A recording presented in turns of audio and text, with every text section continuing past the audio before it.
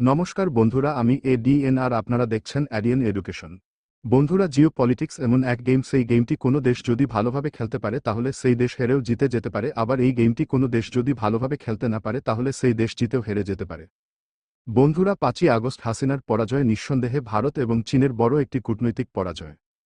বাংলাদেশ ভারত বিরোধী সরকার গঠনের ফলে চিকেন নেকের উপর চাপ বেড়ে গিয়েছে। আসলে বাংলাদেশের ভিতরে ভারতের বিরুদ্ধে যে মিথ্যা অপপ্রচার চলছিল সেই অপপ্রচার আমেরিকা শুরু করেনি। অপপ্রচার চালিয়েছে চীন তার গোয়েন্দা এবং সোশ্যাল মিডিয়ার মাধ্যমে। চীন চেয়েছিল বাংলাদেশ ভারতবিরোধী মনোভাব তৈরি করে ভারতকে তাড়িয়ে চীনপন্থী সরকার গঠন করা। চীনের পরিকল্পনা প্রায় সফল হয়েছিল, কিন্তু শেষের দিকে আমেরিকা এসে এখানে গেম খেলে পাশা পাল্টে দেয়।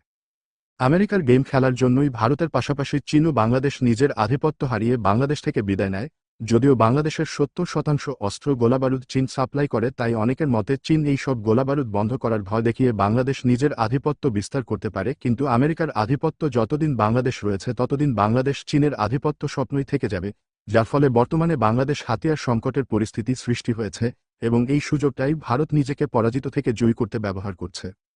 বন্ধুরা, বর্তমানে আপনার যে সার্কেল অঞ্চলটি দেখতে পাচ্ছেন সেটি হল গুরুত্বপূর্ণ মংডু শহর, যেটি রবিবারে আরাকান আর্মি মায়ানমার আর্মির কাছ থেকে দখল করেছে এবং এই শহর দখল করার সাথে সাথেই বাংলাদেশের সাথে যে 271 কিলোমিটারের সীমান্ত রয়েছে এর সম্পূর্ণ নিয়ন্ত্রণ আরাকান আর্মির হাতে চলে আসে। বর্তমানে বাংলাদেশের এই সীমান্তে মায়ানমার আর্মির বদলে আরাকান আর্মি রয়েছে। আপনাদের বলে রাখি, আরাকান আর্মি কখনোই বাংলাদেশকে সহ্য করতে পারে না। আরাকান আর্মির সাথে বাংলাদেশের শত্রুতার প্রধান কারণ হল সংখ্যালঘু বৌদ্ধ ধর্মাবলম্বীদের উপর মুসলিম বাংলাদেশিদের অসহ্য অত্যাচার। বর্তমানে মংডুতে প্রায় 40,000 সশস্ত্র আরাকান আর্মি অবস্থান করছে। আর এই মংডু শহর নাফ নদীর তীরে অবস্থিত।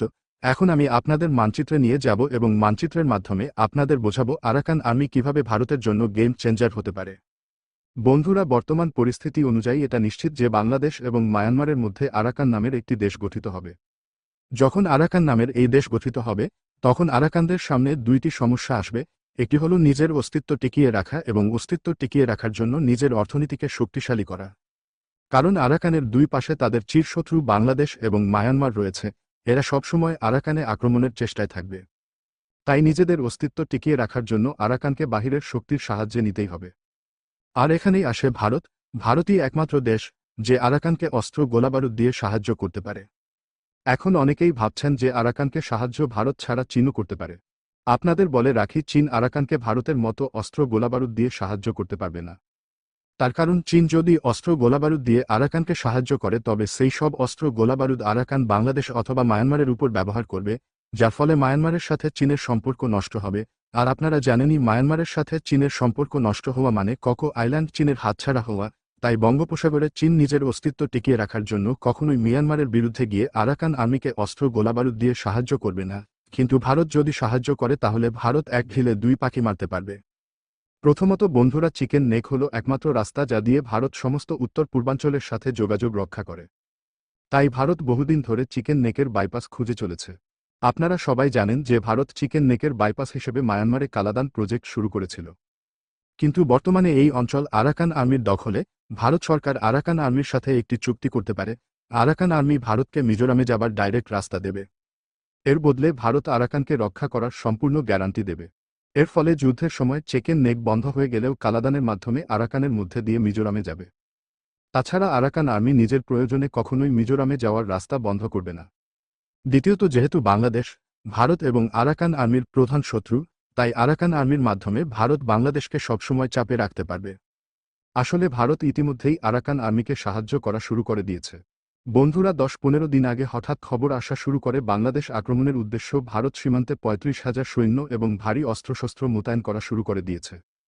এই খবর আসার সাথে সাথেই বাংলাদেশ মিয়ানমার সীমান্ত থেকে সেনা সরিয়ে ভারতের পশ্চিমবঙ্গের সীমান্তে চিকেন নেকের আশেপাশে সেনা এবং ড্রোন মোতায়েন করেছে, যার ফলে বর্তমানে মায়ানমার সীমান্তে বাংলাদেশ খুবই দুর্বল। বর্তমানে আরাকান আর্মি যদি ছোট আক্রমণ বাংলাদেশের উপর করে তাহলে সেই আক্রমণ আটকানোর ক্ষমতা মায়ানমার সীমান্তে বাংলাদেশের কাছে নেই। তার কারণ বাংলাদেশ তার সমস্ত শক্তি ভারতের ভয়ে পশ্চিমবঙ্গের সীমান্তে জড়ো করেছে। আর আশ্চর্যের বিষয় হল, বাংলাদেশ তার সমস্ত শক্তি পশ্চিমবঙ্গের সীমান্তে নিয়ে আসতেই খবর আসে যে আরাকান আর্মি মংডু শহর দখল করে তাতে 40,000 সশস্ত্র আর্মি জড়ো করেছে। আসলে দীর্ঘ 6 মাস ধরে আরাকান আর্মি এই মংডু দখল করার চেষ্টা চালিয়ে যাচ্ছে, কিন্তু তারা দখল করতে পারেনি। এখন প্রশ্ন হচ্ছে যে আরাকান আর্মি দীর্ঘ 6 মাস ধরে চেষ্টা করার পরও মংডু দখল করতে পারেনি, সেই আর্মি 10 দিনের ভিতরে কিভাবে মংডু দখল করে নেয়? তাছাড়া বড় বিষয় হল মংডু দখল করার জন্য প্রয়োজনীয় অস্ত্র গোলাবারুদ আরাকান আর্মি কোথা থেকে পেয়েছে। আপনারা যদি ভারতের বাংলাদেশ আক্রমণের খবর এবং মায়ানমার সীমান্ত থেকে বাংলাদেশের সেনা সরিয়ে নেওয়ার সাথে সাথেই আরাকান আর্মির মংডু দখল করে তাতে 40,000 সশস্ত্র আর্মি মোতায়েন করে বাংলাদেশ আক্রমণের প্রস্তুতি, এই সব কিছু এক সুতোয় গাঁথেন তাহলে বুঝতে পারবেন ভারতের পরিকল্পনা কি রয়েছে। বাংলাদেশের মোল্লার ভয়ে ভারত সীমান্তে সৈন্য এবং ভারী অস্ত্রশস্ত্র মোতায়েন করবে সেটা ভাবাও হাস্যকর। এটা সত্য যে ভারত উত্তর পূর্বাঞ্চলে সৈন্য এবং ভারী অস্ত্রশস্ত্র মোতায়েন করেছে, তবে সেগুলো বাংলাদেশের জন্য নয়, অন্য কারোর জন্য। আমি আশা করি আমার ইশারা আপনারা বুঝতে পারছেন।